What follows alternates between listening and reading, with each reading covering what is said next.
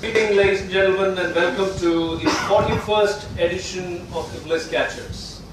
It's always wonderful to start on time, so thank you for all of you for being here to help us get started. I'm going to take a couple of minutes introducing the show to you.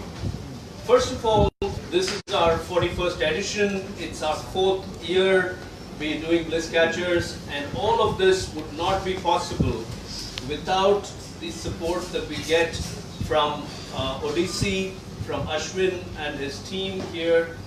Without them, we cannot be hosting this show every month on the last Saturday. And for so many years and so many editions, they've backed us. So I'd like to celebrate their contribution here. Please join me in thanking them for all that they do.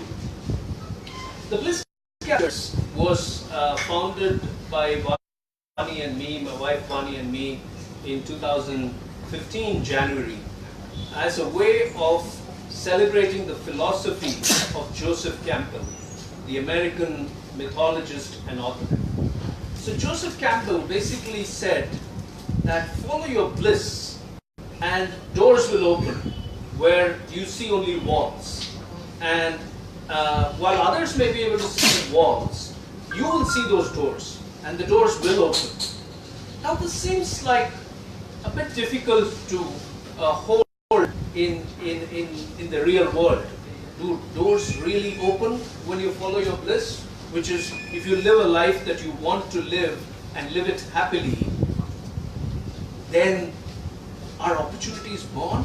Do you connect with the right kind of people? This is a question that people may have.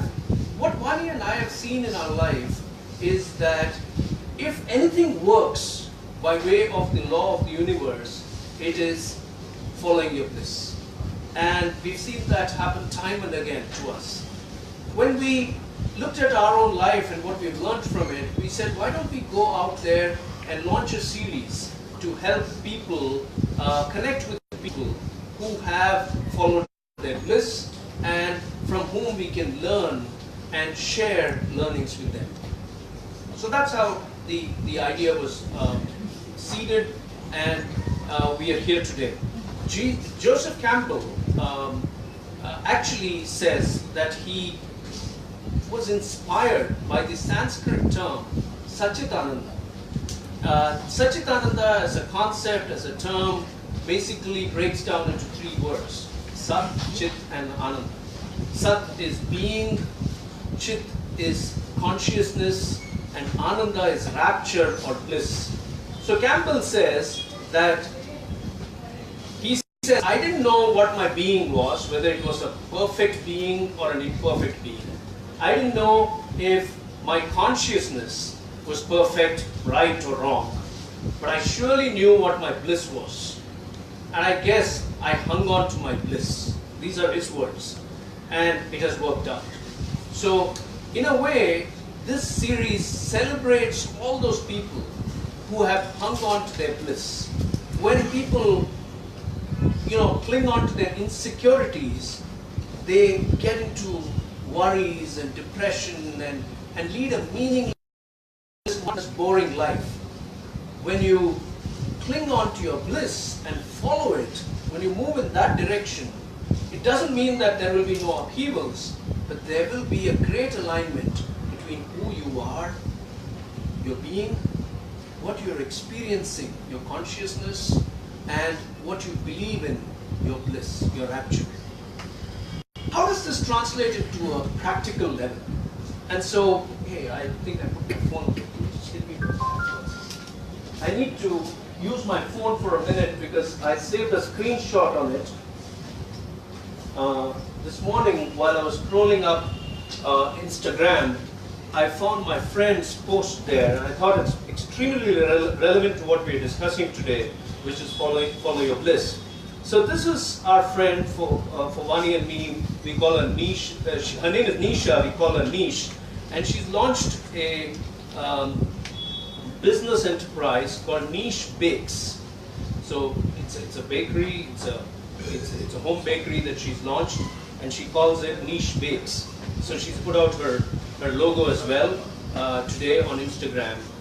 But the post made a lot of sense and connects with a lot of what I'm saying just now about the spirit of following your bliss. And I quote Nish here.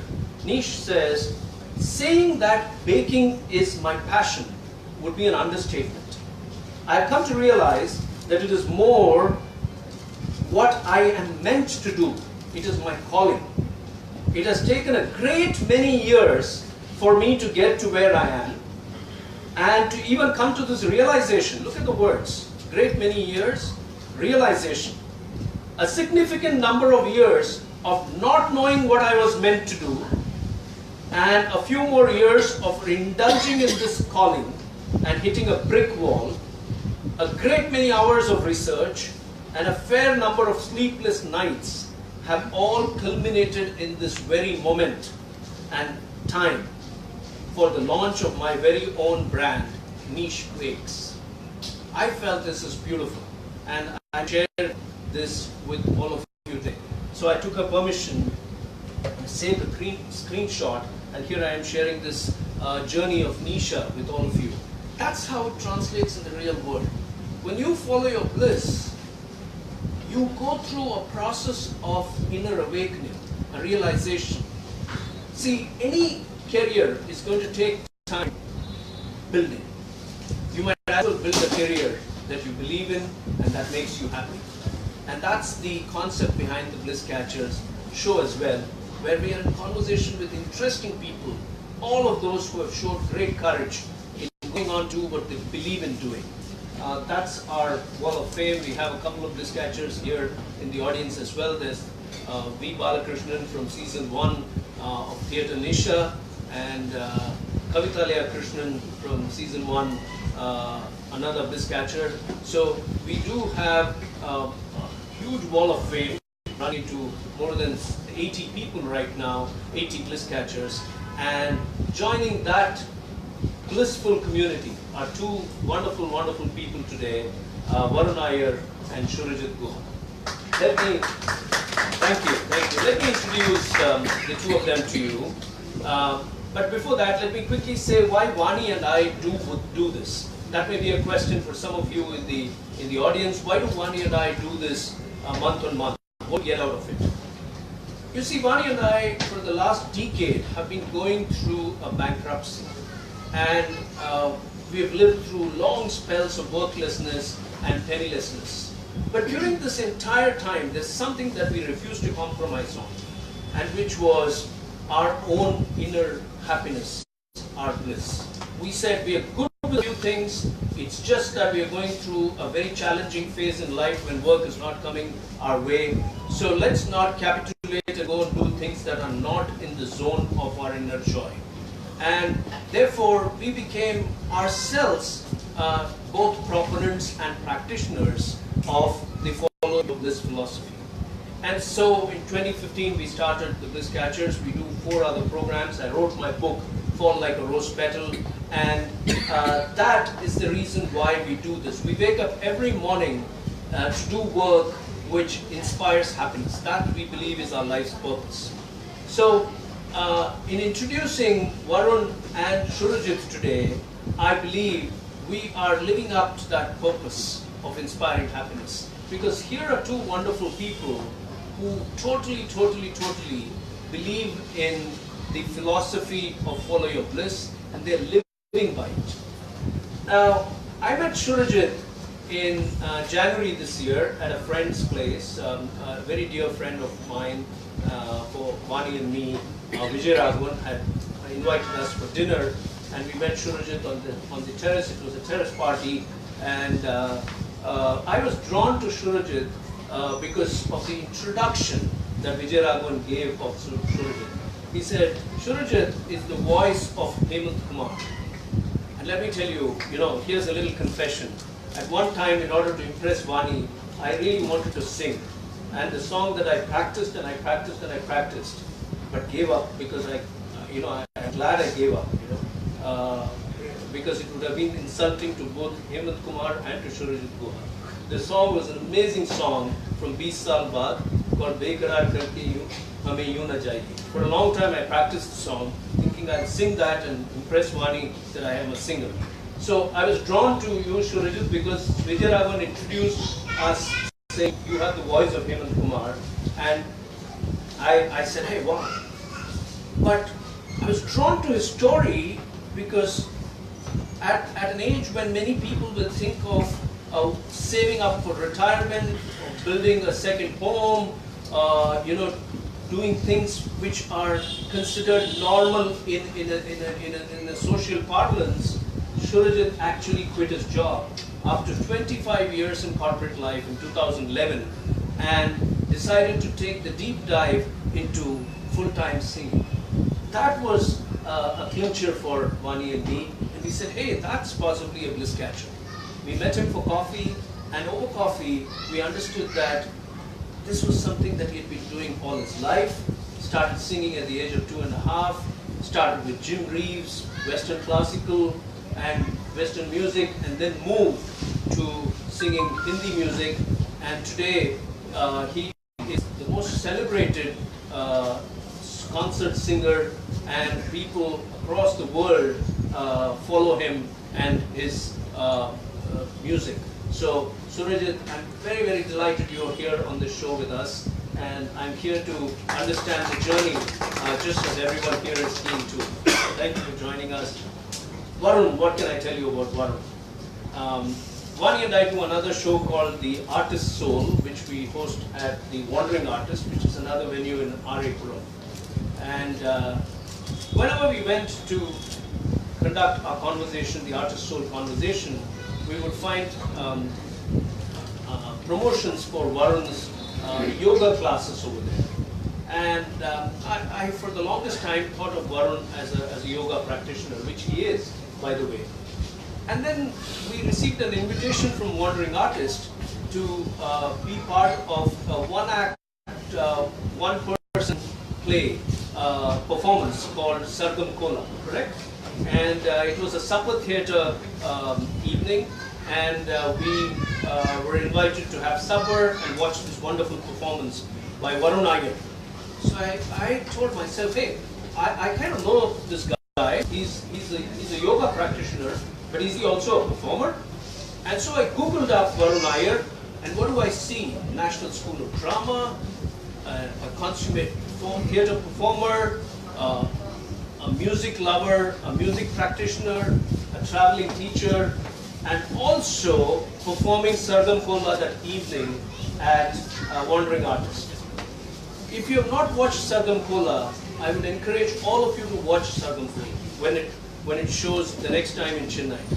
It's a story of a man who tries to get a ticket for a concert and is unable to get a ticket, and he is trying to the concert hall, and it's the story of various people who go to the concert for multiple reasons, from showing off to enjoying the concert, right?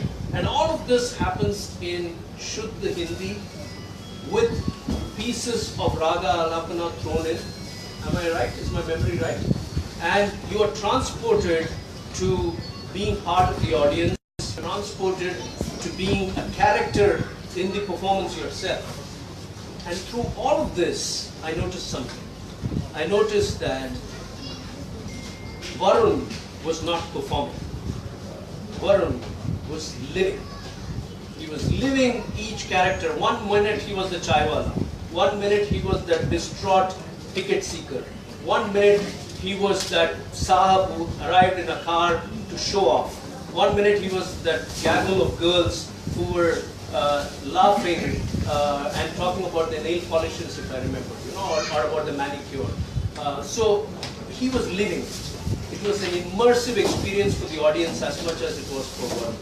And we met Varun and discovered that his passion for theatre started with some existential questions.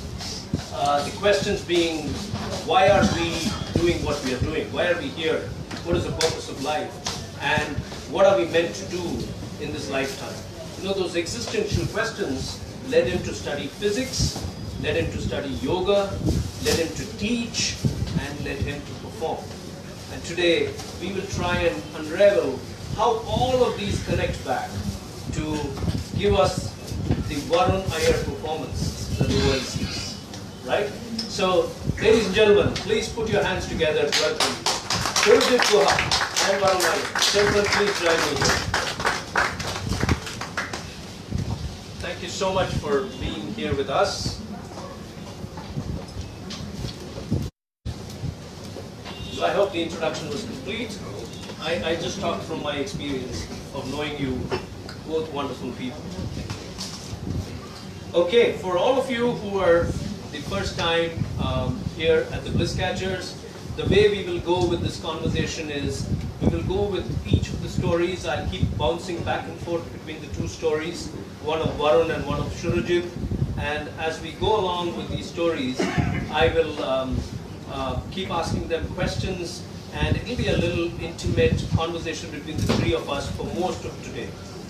Somewhere midway, closer to 7:40 by my clock, which I have here in front of me, 7:40 in that range, I will turn around and ask you two questions. One question will be about Varun, and one question will be about Surojit. And if you get the answer right, now how will you know the answer? Because the answer would have already been covered in the conversation. Okay. If you have heard the conversation intently, you should be able to answer. And what do you get for answering the question right? You get this beautiful mug. Okay? And anybody who's drunk from this mug has told me that it's bliss. Okay? So your Sunday morning coffee is coming to you in a Bliss Catcher mug if you get your answers to our questions right. So that's the midway quiz segment. Then we go on with the conversation. At about 8:10, we come up to you for your questions to the guests. And then closing time, closer to closing time, which is around 8:20, 8:25, we will have Surojit and Varun ask you questions of their choice. And again, you get to win 2 mugs. So totally 4 beautiful Bliss Catcher souvenir mugs going out tonight. And we will close the conversation sharp at 8:29 p.m. So you can be sure of this event getting over at 8:29. We are always very good with time, and so it will be today as well. Okay, so that's the format. Gentlemen, are you feeling good? Okay, let's get the mics going and get our conversation started. Okay, I'm going to borrow a few lessons from Varun after the show on how to. I can't grow the kind of hair that you have, okay? But I'll at least try and learn how to get that kind of attire in place. Okay, you're looking very cool. So are you, sir. Okay. Okay. So let's get started. Let me start with you, Varun. Let's go back to our coffee shop conversation where Vani and I explored your journey a little bit. And let me ask you, Varun, you were going through this phase of asking questions in your life. I think all of us go through that phase. But I believe that when you ask, who are we, why are we here, and what are we doing with our life here, when you ask those kind of questions, at a very young age, there must have been a trigger, right?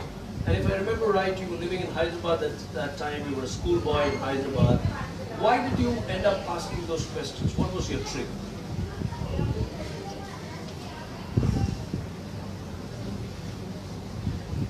I think the trigger was indirectly. The trigger was the lines, I cannot live without knowing the answers to questions like who am I or why am I here. The further I stay alive, the more I understand that these questions are unanswerable, and therefore I have no reason to live at all. These are lines from Anna Karenina, Tolstoy's company. And directly, I think, because these books arrived to me from my mother's Indian Railways office library that she visited and keep bringing. For some reason, she felt at 11, 10, 11, 12, Tolstoy was in place, Dostoevsky was in place, Kafka was in place, which is remarkable now that I think about it, because I think I was reading through Dostoevsky and Kafka around 11, 12, 13. And whatever that meant, I probably was just reading through, skimming through these things that these people were saying quite loosely, at least 50%. But the rest of the 50 must have stuck around. And I think the questions must have started there. Okay. Talk a little bit about what was your thought process. Today you're among the many things that you do. To me, as a curator of the show, and the reason why we invited you is that you are an immersive performer. Okay? So that's where you have arrived at the moment. That's where you are. But what were your plans when you were in school, when you were reading all these classics? What did you want to be doing in life? All of us have our childhood dreams, right? And at one point, apart from trying to impress Vani, even before that, I thought I would be an actor. So I never got down to being that. So what were your dreams as a child? What were you looking at? To be an astrophysicist. Wow, okay.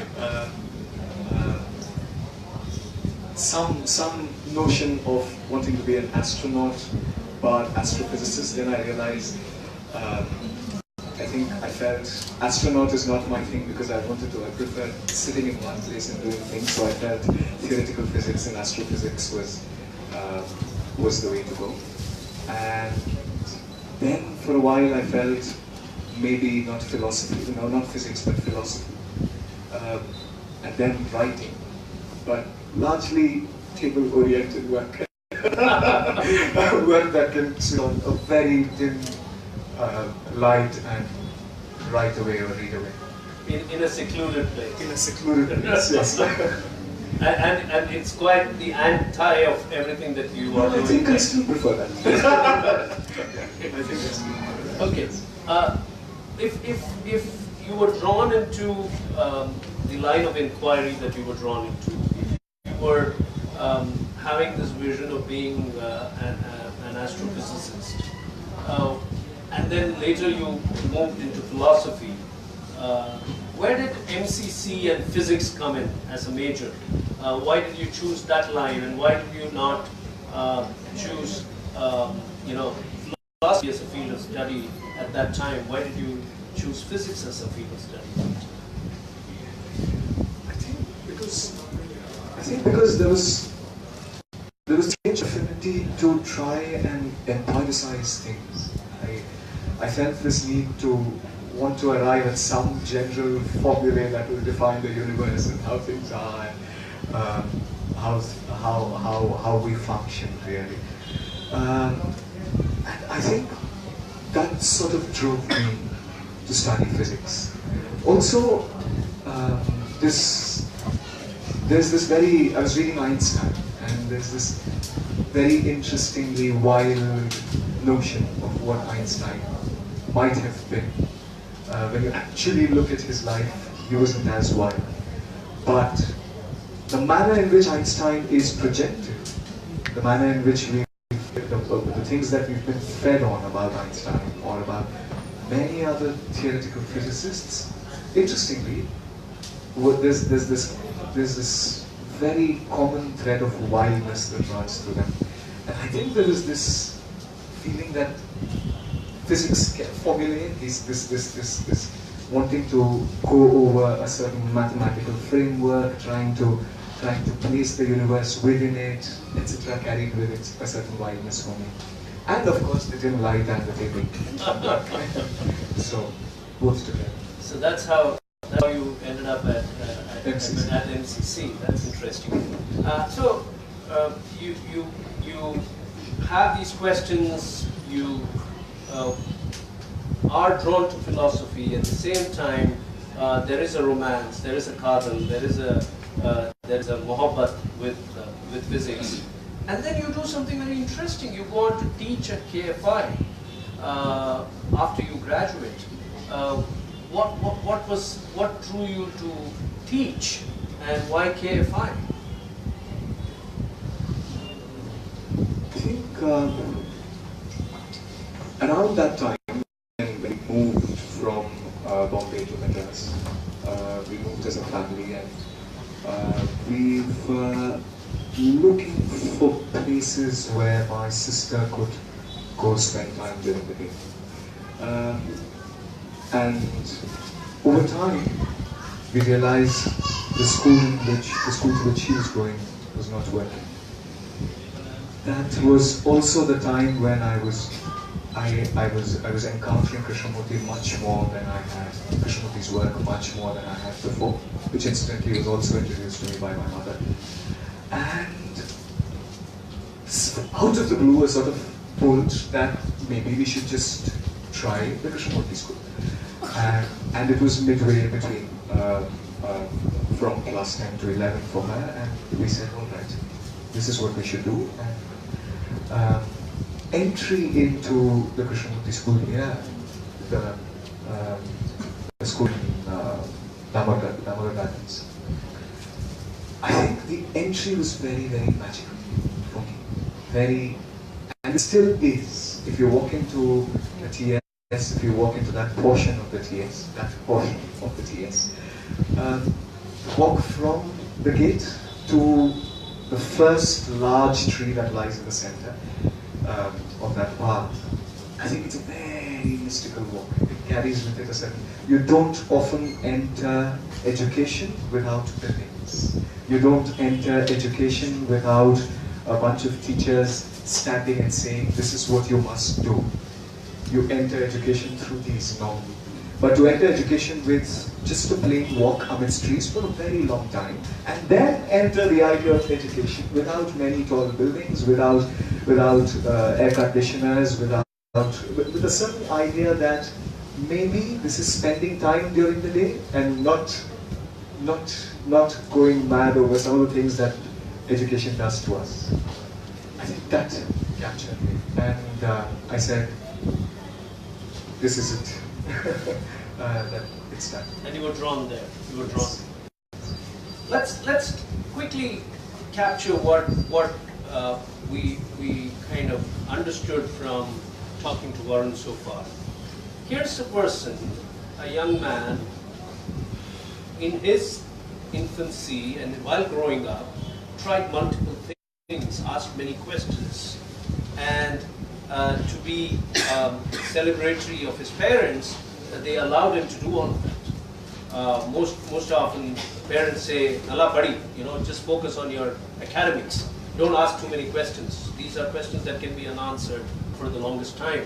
But that spirit of inquiry was nurtured, and he was allowed to explore it in his own way, physics at a time, philosophy at a time, and then allowed to embrace Krishnamurti's notion of a world which is so beautiful while still living in the framework of our caste society, right?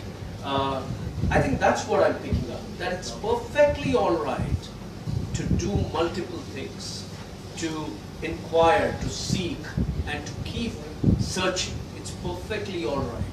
That's a very beautiful journey, and I'm curious to understand how you progress from there. But I will pause your story for a little while and move to Surojit to get the story started. Okay. We are very blessed today as an audience because we have Surojit's father here, Mr. Guha. Thank you for joining us, sir. Thank you. And I'm going to use this opportunity to delve back into our Starbucks conversation, our conversation over a cup of coffee, Surojit, where I remember you telling me that as a young child, your biggest inspiration was from your dad, who would tell you, if you want to sing, sing. Isn't that fascinating that a parent can tell a child, just do, just be, just go, do what you like. And your dad did that. So talk a little bit about your childhood and how music grew in you and on you. I think the very first time I was introduced to music at all was by a record of Hemant Kumar in Bengali, which used to be played for me. And when the record would stop, I would start crying. And until they had to play the record again and again, until, according to my dad and mom, the record broke. So literally, I mean, it got spoiled. And I remember that little gramophone on the floor, and I was about 1 year old. Don't ask me how, but I have these images of myself being propped up on the bed and listening to that. I still have those images. Don't ask me how. They're very strong in me. And I think right from a very, very early age, perhaps it was my grandmother's singing to me, music crept on me.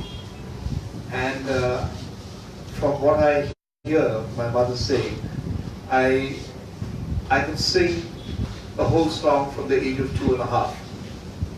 I was rejected at the music school because they told me that until you're 5 years old, your vocal cords don't develop. And as a favor, they asked me to sing a couple of lines before leaving. And I sang the entire song in the style of the original artist. And they took me.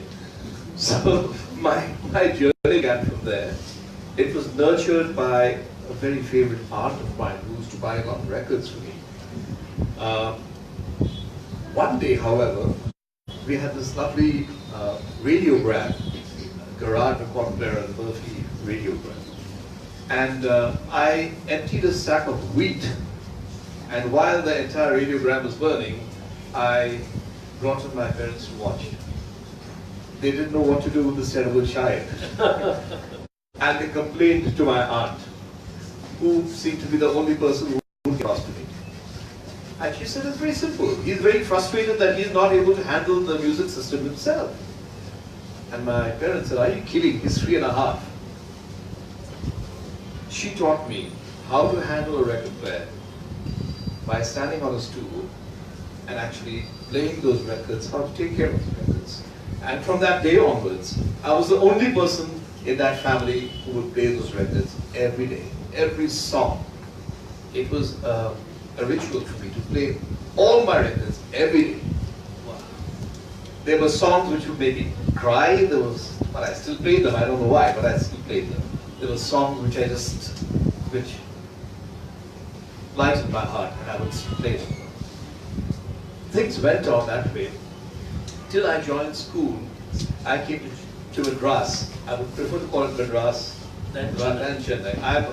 I'm from Madras, not Chennai. And very appropriate, very appropriate. We came here way back in 1971, and the very first school nurtured me into music. From my school, my music teacher out there, she felt that I had something special, and she devoted a lot of time. She was very strict. She would hit people with a ruler, except for me. And then I started giving radio programs at the school from the age of 8. And it was initially a yearly ritual, then it became a monthly ritual, and then it almost became a weekly ritual. Way about when I was about 10 years old, I remember this image of my father pulling me in the drawing room, he and my mother asking me this question, rather telling me this. Son, we know that you love music, we know it's in your genes, it's somewhere in your blood. None of us are from a musical background. None of us have given performance. But we know it's important for you. So, just in case you feel that you need to take a break from what you're doing and get into music mainstream, we are with you. We don't know how, but whatever decision you take, we are with you. Isn't that beautiful? Give that a phenomenal For a middle class family to tell their only child, at that point of time I was the only child. I had a beautiful sister when I was 19 years old. So at that point in time, for them to give me a green signal to get into music full time was something which I now realize was such a blessing. Absolutely. Thank you for sharing that with us. That's an amazing learning there. I think the joy of parenting lies in going with the joy of the child and not resisting it just because there are social compulsions or financial pressures. You know, there is great joy in parenting when you can go with the joy of the child, and that's really what the Guhas did with Surojit. That's amazing. Let me ask you, Surojit, here.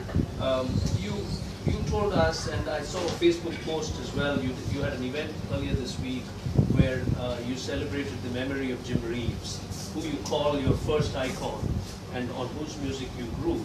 So, two questions here. What drew you to Jim Reeves? I mean, because it's unusual for somebody from an Indian background to take to Western music so early on. And though Jim Reeves' music is beautiful, phenomenal, and I'm not surprised in that sense, but still, given the way we appreciate his music, and how you moved from Western music to Hindi music. Is there a story there as well? Because today you are celebrated as the voice that's closest in resemblance to Hemant Kumar's. So from Jim Reeves to Hemant Kumar, how did that shift happen early on in your life? I think it was those early records which my aunt bought for me, some of them being Jim Reeves. I would keep playing every day. I used to play all my records every day. But there was something about Jim Reeves which possibly around the age of 10 began to draw me closer. And that was, he made everything sound so personal to you. And it was as if he was voicing your innermost thoughts. And while they were being exposed, you were unashamed, not embarrassed, because here was somebody who was saying it for you. That personal bond grew. And I feel that, even in my loneliest moments, and I was an only child for a long, long time, as I just mentioned, it was a huge solace for me. And being a singer, I got drawn into his music. I started singing. I think out of the 64 radio programs I've given, 61 of them featured songs of Jim Reeves. Oh, okay. That was my way of paying tribute to my idol. And even my first television performance at the age of 15 in What World, the 10 minutes live performance, out of 10 minutes, 7 minutes were dedicated to Jim Reeves. Curiously, thereafter, we were on a school trip, and we were performing in Calcutta, my hometown. And my teacher said, "Look, Surojit, I've never heard a Bengali song. Can you sing one for me?" And I sang a song which had recently been released by Hemant Kumar from the film Siddharth. It was called Uno Didi. And he hadn't heard about it. I sang the song to him because I had heard Hemant Kumar live about a year ago, and I fell in love with his voice. In fact, it was because of my father we got introduced to Hemant Kumar in University Centenary Auditorium in 1976. Yeah. Yes. And it was the most amazing performance I've ever witnessed in my life. The next day I was in front of the harmonium with the dhoti. I didn't know how to tie the dhoti, but I did the best job I could. And that was my beginning of loving Hemant Kumar. Never realizing it would go deeper than that. Till that fateful day my teacher made me sing that song. The moment I sang it, he had one comment. He did not know who to sing a word. He said, "Surojit, you've got a voice exactly like Hemant Kumar." Then I sang another song which I had learned by then, Tere Dwar Khada Hai Jogi. Oh, beautiful. And he said, "This is what I meant." Curiously, I started learning some songs that Hemant Kumar and Kishore Kumar sang with me. Whenever I would perform for school or for college, I would sing all kinds of songs, including Mohammed Rafi's. But the moment I would sing a single song of Hemant, the whole audience would come to a standstill, and that is when everything else would melt away, fade away, and people would say, "We want more of Hemant Kumar." The request just came coming, and I didn't realize that. That's how the reputation got built. That's how it got built, and now I'm stuck with it. And I love this gentleman who's the the second half of my musical life. And I think at a college level, I was moving away from an era of dated Western music, when I was not finding feet in Western music anymore. But in Indian music, I found a new avenue, and I started enriching my journey into the Indian music field from then onwards. After that, I think the rest is history. Your story and your articulation is so powerful, and I have very important questions on why you chose to forsake a lot of it for 25 years, okay? Or pause many parts of it for 25 years, but I will take that question for you in the next segment, okay? This brings us to the midway segment. It's 7:40, and I will now ask you questions on my audience. But before I ask you the questions, I want to tell you why they are my guests today, okay? This is a Madras Week special edition, okay? What is the curious connection that both these gentlemen have with the city of Madras and Chennai? Any guesses? They studied in Madras? Partly correct. Partly Must be correct. writers. No. No. Can you repeat the question, please? What do you think could be the connection with Madras? Madras Chennai, University for and these- Madras Christian College. Huh? Madras University and Madras Christian College. Okay. In a way, you are answering it right. Both of them were not born in this city, right? But they loved the city. They made it their home. This And- city brought out their innermost being and their soul. Ah, beautiful. That's Ati, one of our regular guests in the audience. Thank you, Ati. So they love the city. They call it home, and though they were not born here, that's their Madras connection. He's also from MCC. Yes. Okay. Here we are with the quiz questions that are going to win you the mugs now. Okay. So I'll request Mr. Guha not to answer the question. Okay. Anybody else in the audience can answer this question. Connect Surojit with a gentleman who was also called Choto Pankaj.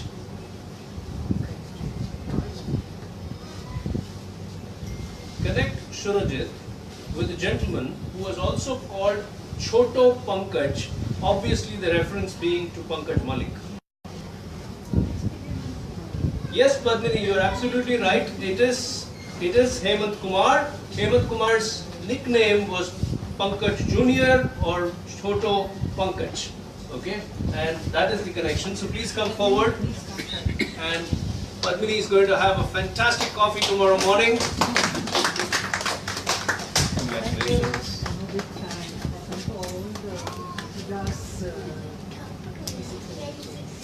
Padmini is a very well-known author, and she is here with us today. Thank you so much, Padmini. Okay, let's go on with the question on Varun. Okay, this one is a sitter. People should be able to crack it on the buzzer. People, okay? Connect Varun Aiyer with Indra Nui.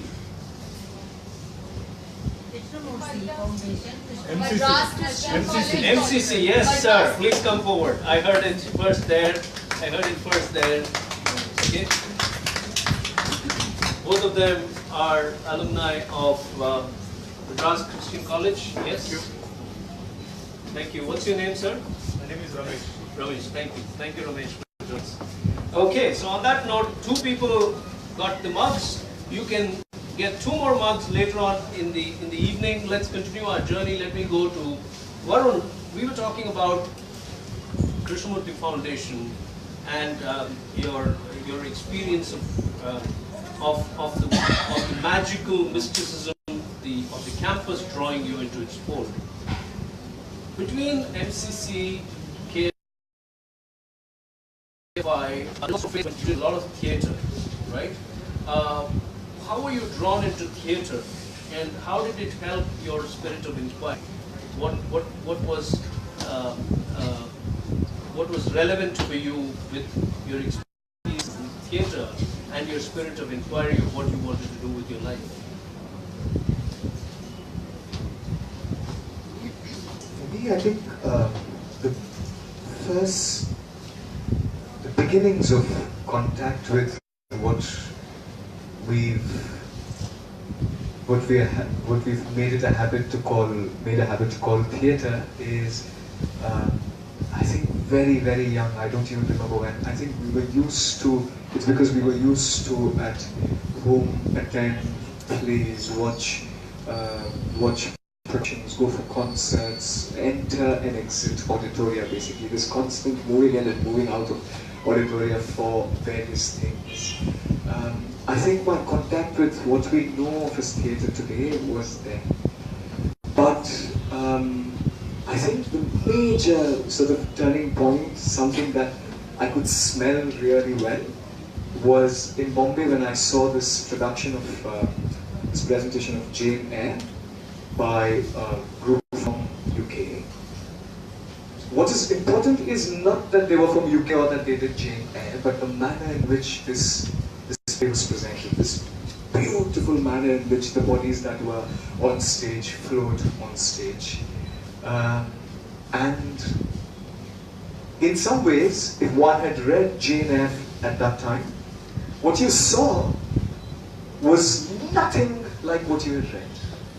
And so for me, it was a great opening, a sort of revelation that the imagination that you build as you read, which is a very personal imagination, it takes you on one kind of journey, you're sort of dwelling in that journey. But what can happen when you take something that, a word that is, words that are in a book or ideas that are in our minds onto a stage-like space or onto a space where you are performing with people, you can completely switch that imagination to something else, let it flow into something completely, remarkably different. And that did something to me. I don't know what it did to me. I think what it did to me it sort of remains to be seen. But this urge to enter theatre, to go up on stage and do something, or enter what we call a performing space, started then. And then I was sort of in Bombay with the school that I was in, the college that I was in. I was writing. I was writing scripts. I was writing poetry. I was trying to make them into performances. What I today call performances, but at that time called theatre. In the junior college in Bombay. And then when I came to Madras, when we went to MCC, I was reading the diaries of Anne Frank again. And I had this idea that I would convert the book into a script. And interestingly, a book ye thick became a 6.5, 7-hour script, which was madness because one couldn't perform it. And I was trying with a group of people at college to try and see if it can become a performance, if we can go that far, if we can actually perform for 6-7 hours. Most of it, now that I think about it, was really nonsensical. It was diaries of Anne Frank ballooned into ideas of what madness is, method in madness, some idea about Shakespeare, something that Anne Frank could have read, Kafka was inside, Dostoevsky was inside. It was a 6.5-hour long rant about how the universe is, how life is, etc., etc., through the voices of, largely, after every scene of Anne Frank's life, there would be a long, much longer scene with these madmen or madmen ranting away about life. Getting that together somehow sort of made me work much more deeply with what we call theatre. And getting that performance together meant money, meant going and asking the people in charge at MCC for money, and there was a funding body. It was a Chandan Devanesan fund, the gentleman in Madras who was doing a lot of work with theatre. He was from MCC. His son, Mitra Devanesan, worked in Madras a lot. And that fund had money that hadn't been touched for nearly a decade. And they said, all right, you can use this money. And just when I had taken that money from the college to make this production happen and also bring it out into the city, we staged it at Shivgami Katachi. There was a fight in the college for the same money, the same amount, by another group that had suddenly decided after more than a decade that they would also take this money. They would also need this money to make another production.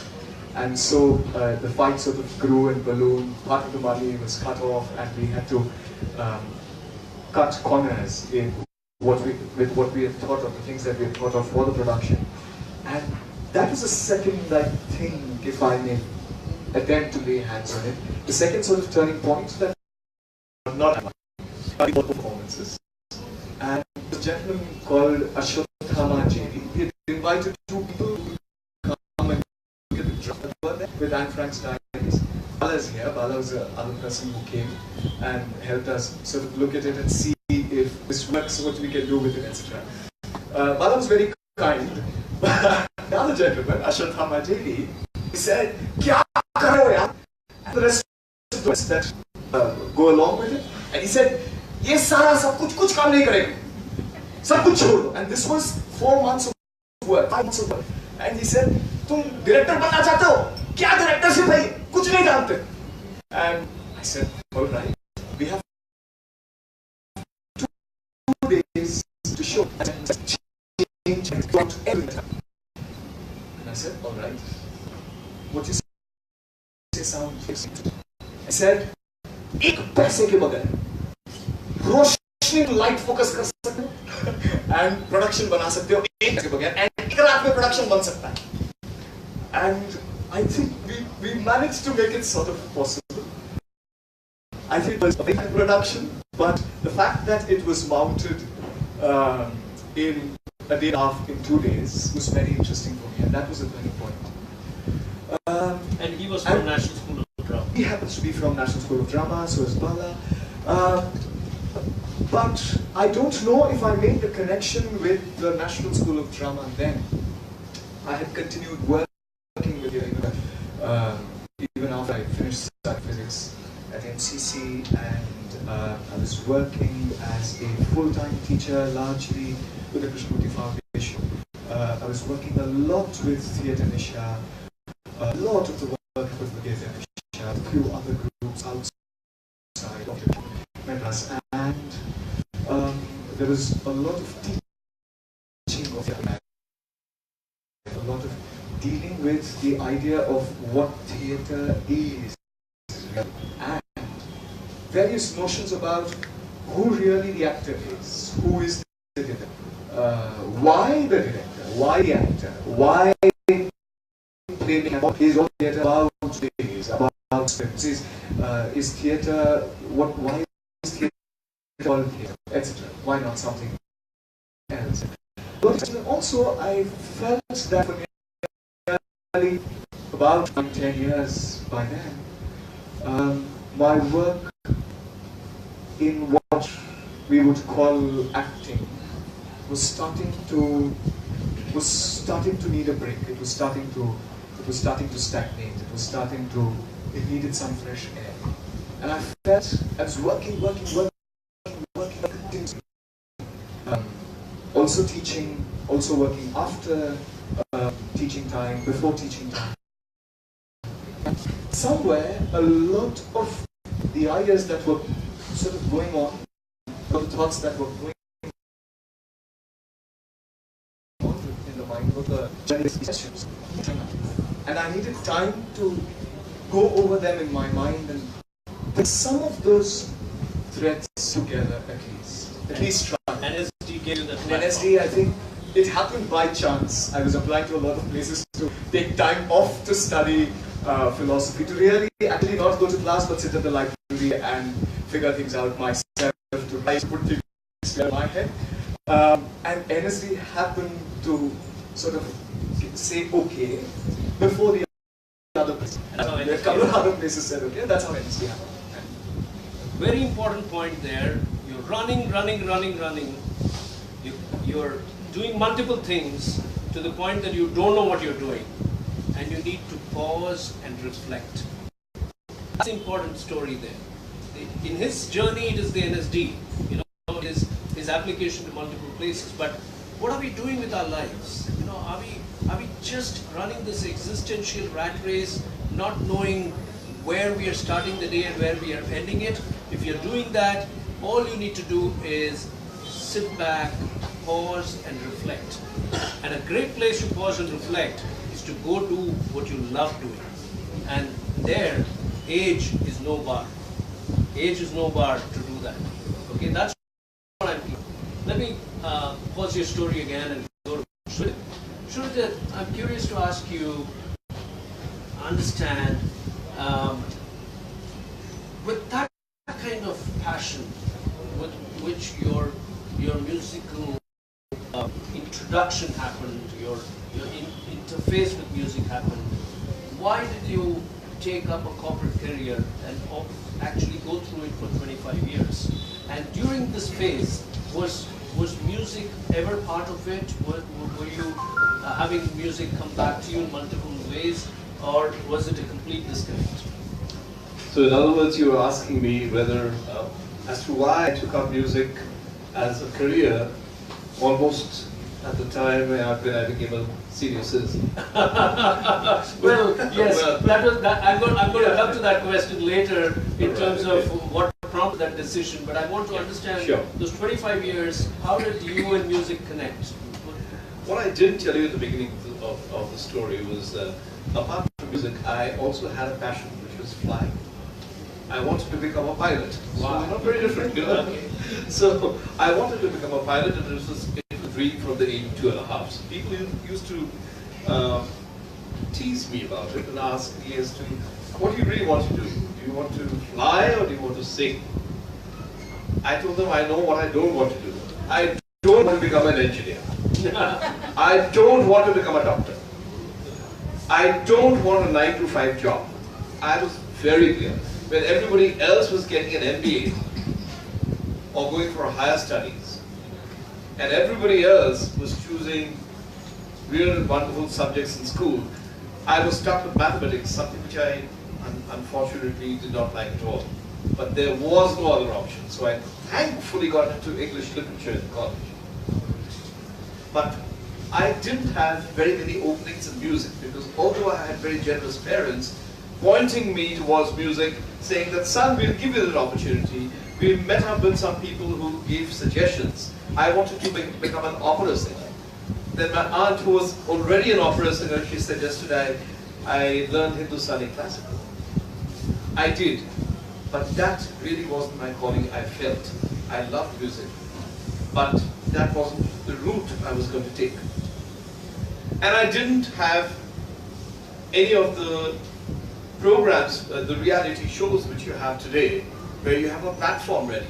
There was already a Hemant Kumar, an aging Hemant Kumar, a pretty well-to-do Kishore Kumar who was still alive and kicking, and right till 1987.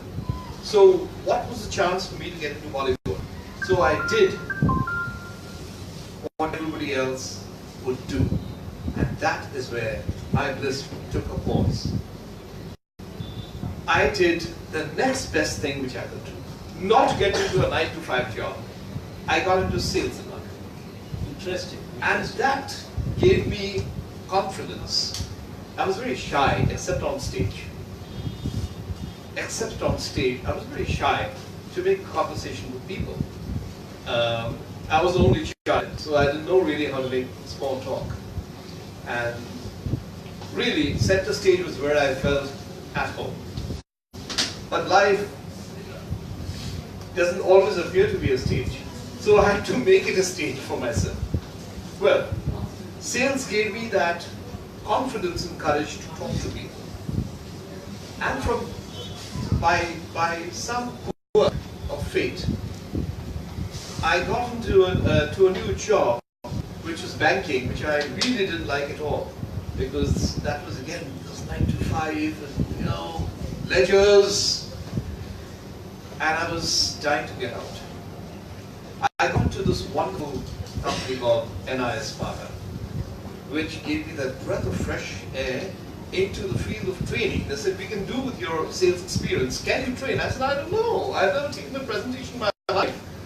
I always muffed. They said, let's try you out. They did, they liked me, and I went through some rigorous training, and I became a trainer. And I discovered my second stage, my second platform, where I could perform. I had an audience. It was interactive. It was wonderful. It was music, it was theatre, it was interacting with students. It was amazing. And so why should I leave that? So when I didn't have an opportunity to get into music full time because I was through with college, I didn't have the backing of a music team. I didn't have openings coming up. So I got into corporate life. I got into training. And for years, it looked as if that would be my end all and be all. There was a time, of course, every now and then there would be some break. Some organization, some association would ask me to perform, but those opportunities were few and far between. One thing I have realized about anybody's calling, if you don't go after it, if that is really you, that will come after you. Beautiful, beautiful. That's amazing. It shouldn't have to be that way, but sometimes you need a kick in the pants, and I got mine. I'll come to that. I need to pick up two very interesting learnings. It's enclosed. You have a couple of choices. One is to figure out a way in which you can still be happy doing what you like doing, and which is the part where he talks about having an audience, being in training, doing the job on stage, right? He said the stage was, being center stage was my home as a singer, and then he found an alternative stage in training, right? So that is the kind of maneuvering you have to do sometimes in life. And the second learning I have here is that he chose not to be grumpy about it, not to be depressed about it. People tend to become very complaining about life, that this is the way my life is, I'm doomed to live this reclusive life, I wanted to do multiple things, but it's not happening for me, and blah, and blah, and blah. You chose not to do that because you even say, for the longest time I thought that was going to be my be-all and end-all. So you had come to a stage of great acceptance, but a happy acceptance, right? And you're enjoying the process. Now tell us how your bliss found you again, and that eventful time in 2011 when you actually took that call, which was about 7 years ago. So I assume you're 50, 55, 56 now, so you must have been closing in on 50. Okay, I don't want to talk numbers here, but you were fairly advanced in life to take that deep dive. What prompted you, and what's that incident?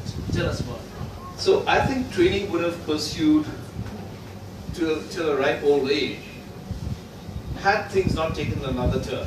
And that's when I feel that when your real calling is missed out somewhere, your soul finds a spark somewhere. It finds an opportunity not even known to you. Because I enjoyed every bit of training. I loved that. So why would I move away from that? Because at one stage I found myself getting bogged down with administrative work in training, which I didn't enjoy. And here is a dear friend of mine who's sitting right over here, ex-colleague of mine, and a very dear friend who was part of my team. And he knows exactly what I'm talking about. There's a time when, with seniority, you get into administration. And I am not the regular 9-to-5 guy. I like to be on stage. And that was removed from me. And all of a sudden I became a spectator. That was not okay. So I spent a few years grumpily. Until one time, and I had a spiritual guru in pranic healing. And she used to say, Surojit, if I had even half your talent in singing, I would chuck this and just follow this. I was given a few very important breaks in the early 90s by this magnificent lady called Mrs. Banerjee, who was my mother's friend and who started this platform in Hindi music, thematic Hindi film music for Chennai on Madras.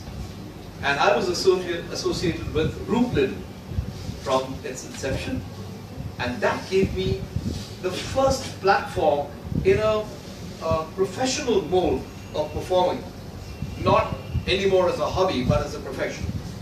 There was another very dear friend of mine, another singer, who told me that, Surojit, the day you want respect in music, you're going to start charging, you're going to become a professional. Till that time, people will not take you seriously. I said, you must be joking. Music should be free. Music should be for everyone. He said, yes. But when you've taken the decision to do that, run out of Madras and allow me to at least earn my money. Because you're spoiling my market. That was the first kick in the pants for me to understand what made things work in the real world if you wanted to follow your passion. To have your head in the air but your feet on the ground as well. That is something which I learned. And then, because of this platform, there were people from Bombay who came over, who heard me perform, who started calling me. And I started getting performances in Bombay, in Gujarat. I asked my organization, is that all right if I perform in parallel?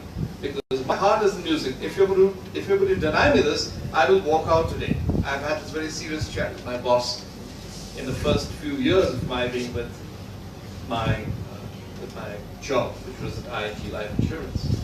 And they were magnanimous enough to say, yes, as long as it doesn't interfere with your work, you can go right ahead.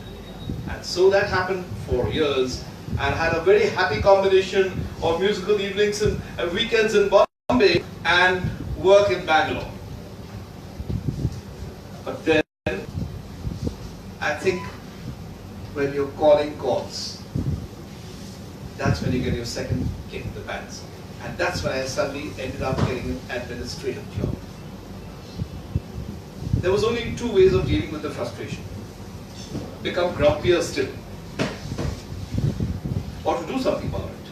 I remember that one night when a friend of mine, colleague of mine, said, Surojit, today is my last day. I said, that is not fair. We were supposed to be together. Maybe. And that was my second and very important kick in the pants. I said, I've been mulling over, switching over, what's holding me back? And I realized, A, it was complacency, and B,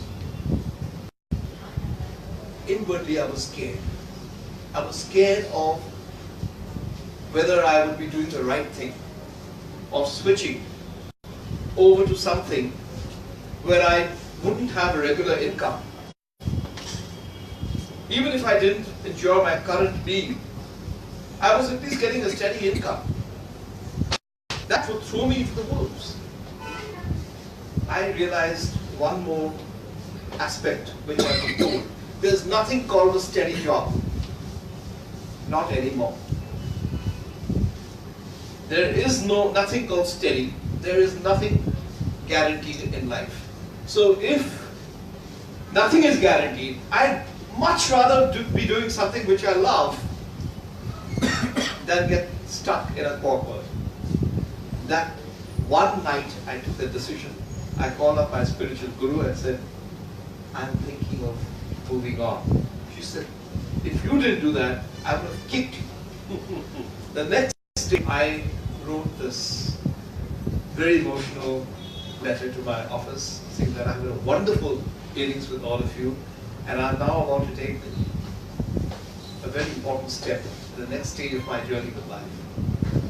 My new boss, who had just walked in, announced to 400 traders in my absence that Surojit Guha is about to leave ING and I'm going to stop him.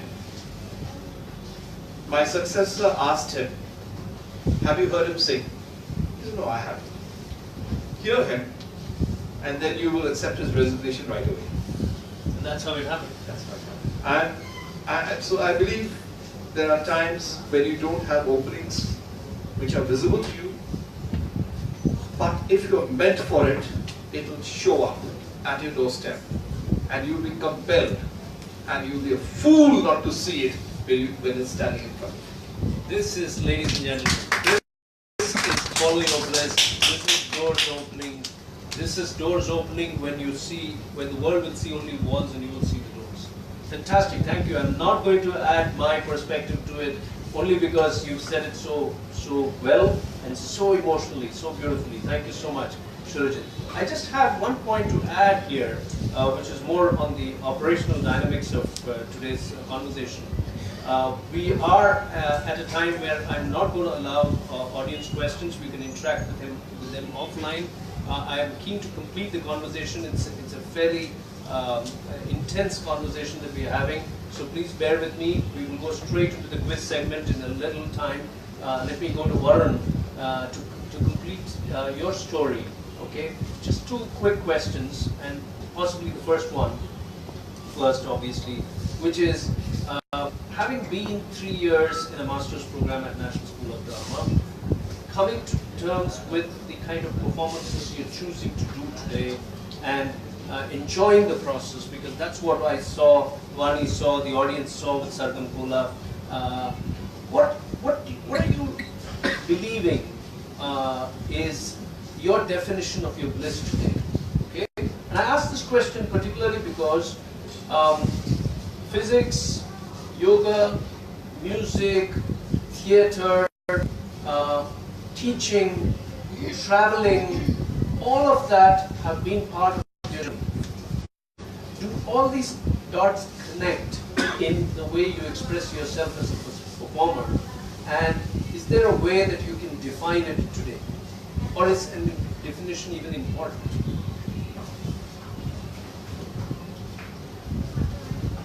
The question of whether a definition is important is it's a question that will need much more time for us to speak about, but I'll try and see if I can speak about what it means for me, what performance means for me today, and how these dots connect. I think it's what I realize is that it is impossible for an actor. Let's take the example of this notion of what acting is, or who an actor is. I think it's impossible for an actor to be herself or himself to do only what we call acting. I think in order to act, in order to engage with the act of performing, to sort of work really before an audience and with an audience, I think it's important for this person to study his or her living. And the act of living may be that I'm doing carpentry for 1 hour of the day, I'm doing pottery for the next hour of the day, I'm cooking for 5 hours, I'm sleeping for 10 hours, etc., etc., etc. But each of these aspects, to me, are performative in nature. They carry the seed of what we can call performing, the performative, or the performance itself. For me, it ties up there because a lot of the ideas that yoga speaks of, yoga as a philosophy, as a darshana speaks of, has deep meaning for performance.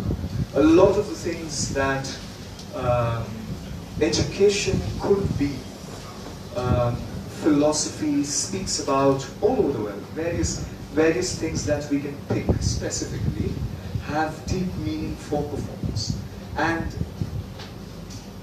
if one goes into it, one realizes that it is not what we think of as performing normally. It's the idea that is associated, the ideas that are the notions associated with performing usually are that it is about fame, it is about being known, it is about this often almost disgusting for me word, glamour. It is it has notions of gender that are very problematic. It has ideas of politics that are very, very problematic. The way we think of performance today. And have been thinking of performance. But I think the manner in which yoga, for example, or truly the act of educating and being educated and education itself can think of education, have very deep implications on gender in performance, on politics of performance, on the fact that a performer really is not a machine that applies makeup, that wears interesting garments, that speaks lines, vomits lines really, or that inhabits a space that is for somebody. I think it changes when you realize that the costumetry, the costumery, the presence itself, what I would like to call presence of the performer, is nothing to do with the outward, or very less to do with the outward, but that it's really a journey with the inward. It's almost, I would say, a meditative process. This is amazing. I'm sorry to come in here, but I was just coming in because I don't want to lose my train of thought. You used two important words. One at the end, which is the meditative process, but earlier on, talk about performance is the living. Whether you're cooking, whether you're gardening, whether you're writing, everything is a performative activity. Osho says this almost, close to what Osho says, that creativity is not in the activity. Creativity is in the love that you have for what you're creating.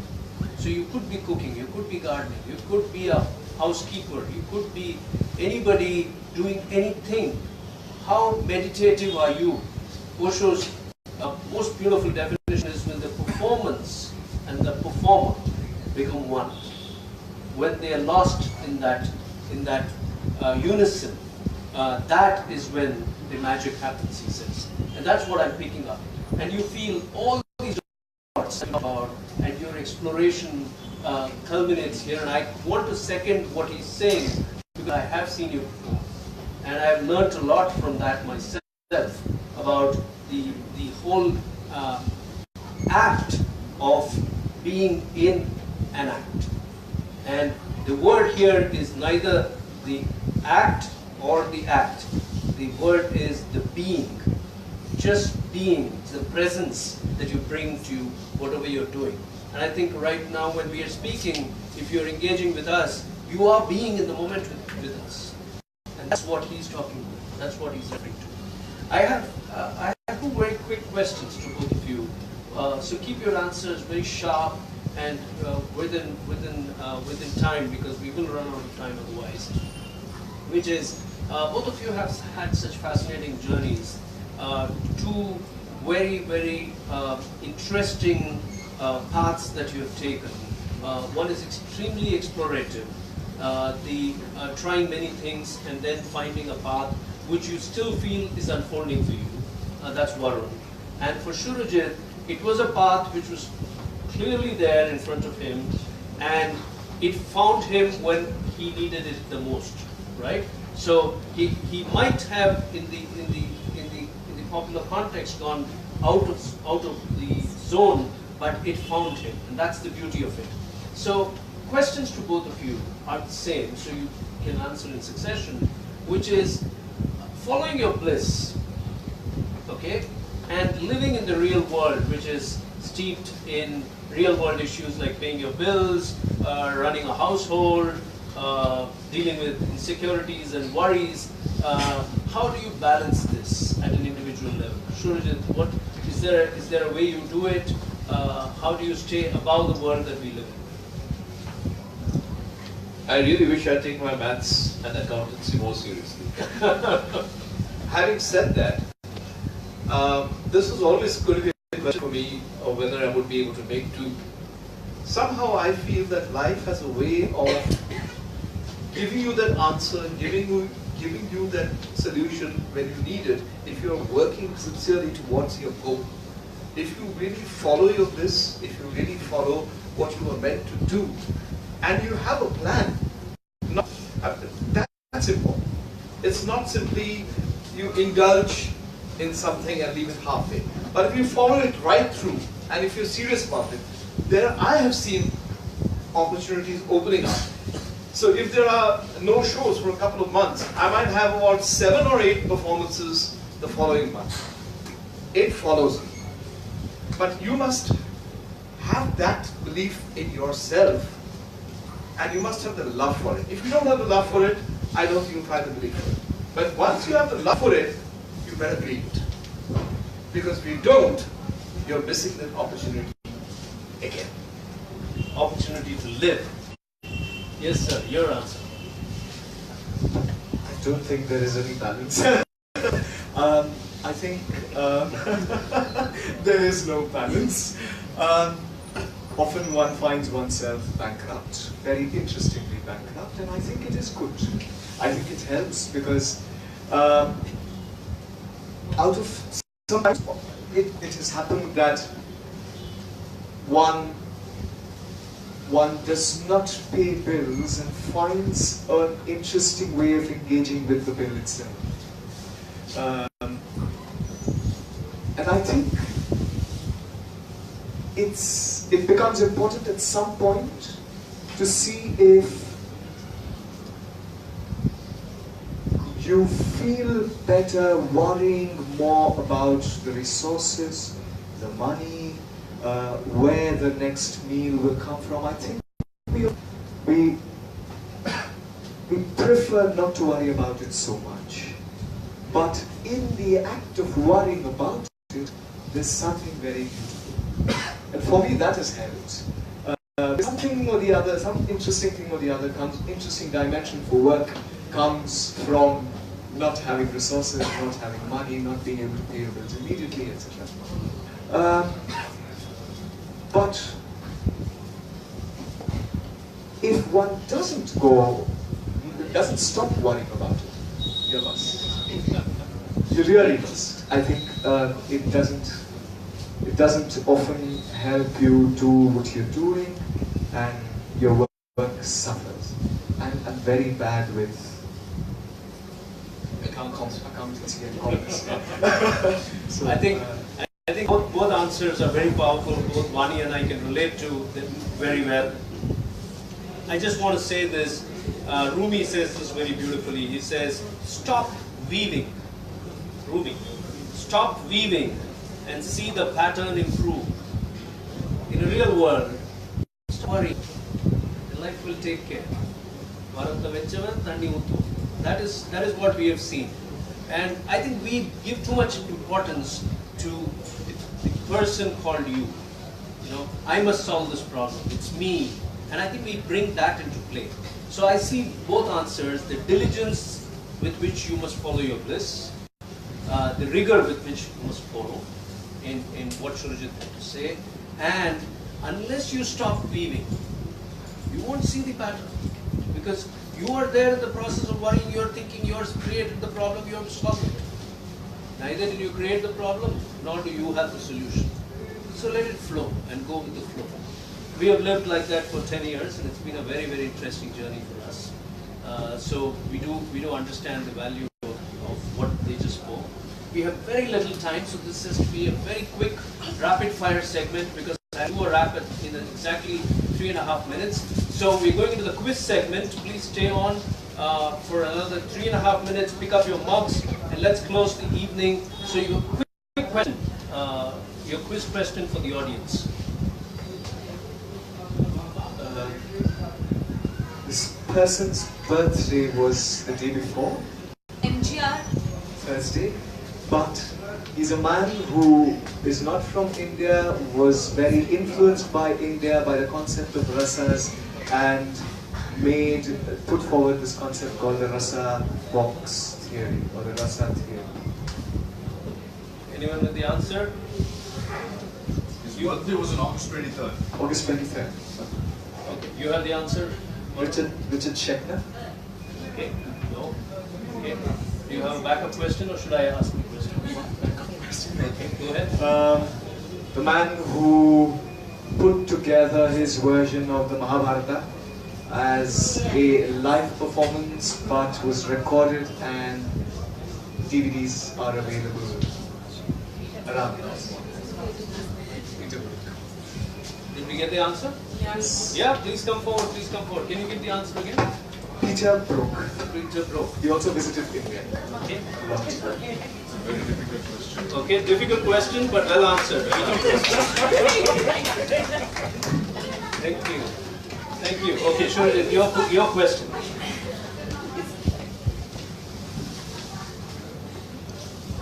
This is also philosophy.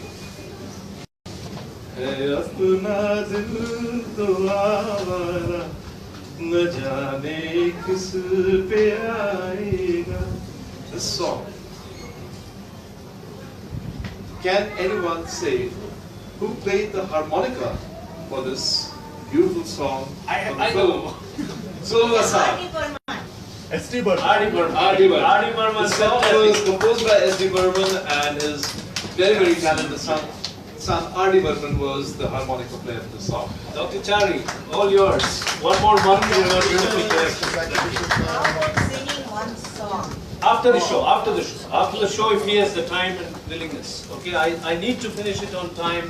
Please bear with me for a couple of minutes. Fantastic question there, Surojit. My favorite R.D. Burman as always, and Hemant. Okay, thank you. You know, I was listening to them intently, soaking in the conversation, and I was wondering how am I going to end it. And here I have two performers. Both of them understand Hindi, and I hope some of you in the audience too. So I thought I'll bring in Gulzar and R.D. Burman and Kishore Kumar and a beautiful song. Can I have a quiz question? We'll run out of time. We'll run out of time. Mugs. And mugs, yeah. And I want to do, you know, I wanted to bring in that element of music to this closure. So I wanted to end it with the thought that I picked up while listening to both of you. Okay, but I'm just remembering that we haven't given you your Bliss Catcher trophies. That would be blasphemous if I ended without that. You know, just to finish it on time.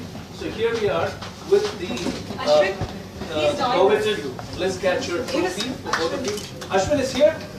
Ashwin, please come. Thank you so much. I didn't know you were here. Sorry.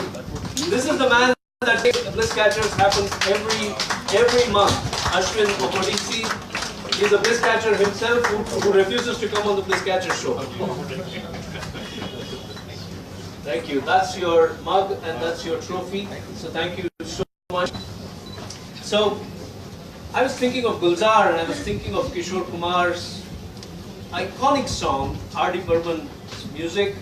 Golmaal is the film, Rishikesh Mukherjee is the director, and the second antra of that song appealed to me. Okay, and the second antra is that it goes that you know, a moment fell in time. Okay, and when you turn back and look, the moment is gone, and you are left with the story. So आने वाला पल जाने वाला है. हो सके तो इसमें जिंदगी बिता दो, पल ये जो जाने वाला है. So there is this moment, and there is only this moment. In this moment, live your life fully. Live your life celebrating it, you know, living it with complete joy. And I think that's what both of them do. Both of them live it in complete joy with, if I can use this word, a sense of very calculated abandon, right? The calculation is not about the economic side of things. The calculation is not about the economic side of things. The calculation is about the limited period offered for life. Okay? And that is why I thought of Gulzar and I thought of Aane wala pal, jaane wala hai. Okay? Ho sake to isme zindagi bita lo. You know? Nahi pal ye jo jaane wala hai. So that is what epitomizes your journeys, and I thought I will end with that. Thank you so much for joining us. So much. It's been a fantastic conversation. I always feel at the end of a Bliss Catcher edition that 90 minutes is not enough, but that's the format we have. Thank you so much everybody for joining us. Please join us on September 29th. We have Vibha Batra, the writer, and who's published 16 books, and we have Surya Ramachandran, a young naturalist guide who went on to do engineering but decided that his love lay in Ladakh, and that's where he is right now, with snow leopards in Ladakh. Okay, that is Saturday, 29th September, 7 p.m. If it's a Saturday and it's 7 p.m., it's all happening at Odyssey. Thank you so much.